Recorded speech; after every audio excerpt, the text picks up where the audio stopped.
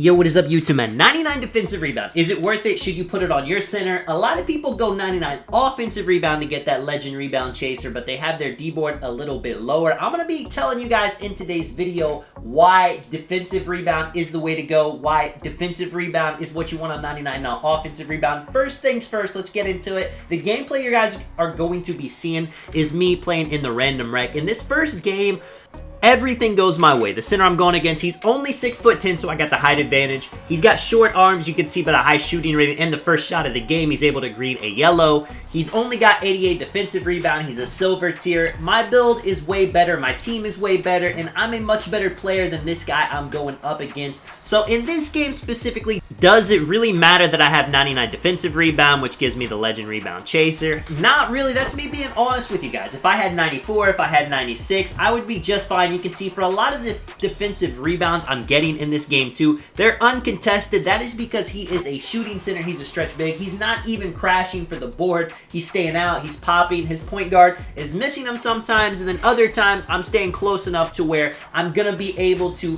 deter the point guard from dotting him because he doesn't think he's going to get an open shot, but I'm still able to run down to the paint to get the board pretty easily, because even if some teammates he has crashes, I mean, they're what, 6'7", 6'8", 6'9 max. I am on a 7-foot center. I'm going to be able to get priority on the board, and 99 defensive rebound, it's not helping me out a ton if it's a free rebound. Now, the 99 rebound stat itself, it is giving me really good animations every single time. You can see my player's not really fumbling the ball. He's making sure to jump for it every single time. So there's definitely a couple of situations you will see in this first game where if I didn't have the 99 defensive rebound, my player wouldn't go after the ball the way he does, but it doesn't really come into play too often. And in a game like this is where the high offensive rebound would make sense. Now, the reason to go 99 D board over 99 O board is if you play a lot of random rec.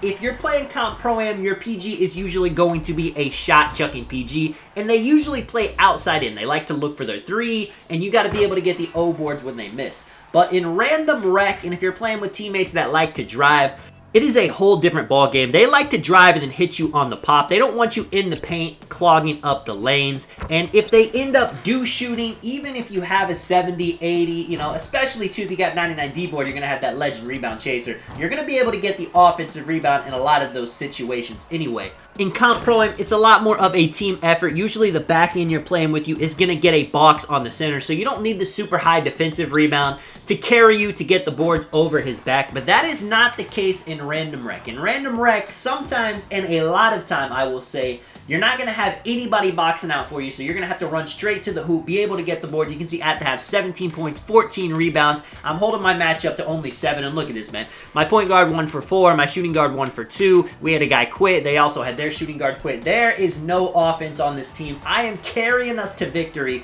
with the rebounding I have and the scoring I'm doing. It is very tough, you know. You can see my field goal is not looking good a lot of the game, and that is just because I'm trying to somehow get up buckets with no spacing, with people helping because my teammates are not knocking down shots.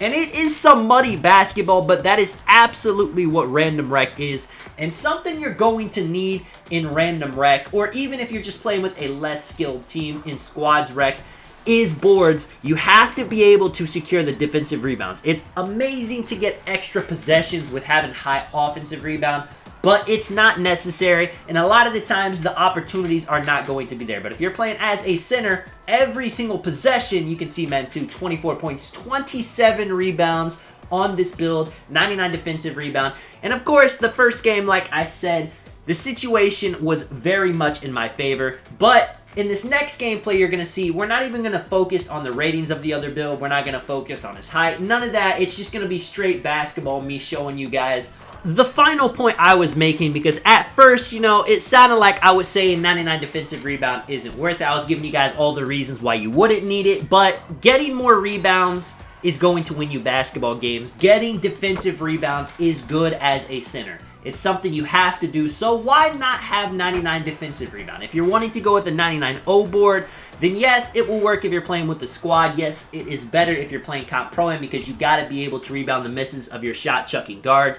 But in random rec, and I play a lot of random rec, 99 O board is going to be worse for you than defensive rebound. If you only have 80-something defensive rebound, like I see a lot of centers do, even with Legend Rebound Chaser, it's gonna be tough because a lot of times you're gonna be the only one going for the boards. And you gotta get them. It's what your team expects of you. It's what you gotta do to get the win. I mean, you can see in a lot of these games, I'm getting 20 rebounds, 30 rebounds. Now, it's not 100% necessary, I will admit. I have a build that I play on a 6'9" center that only has 92 rebound.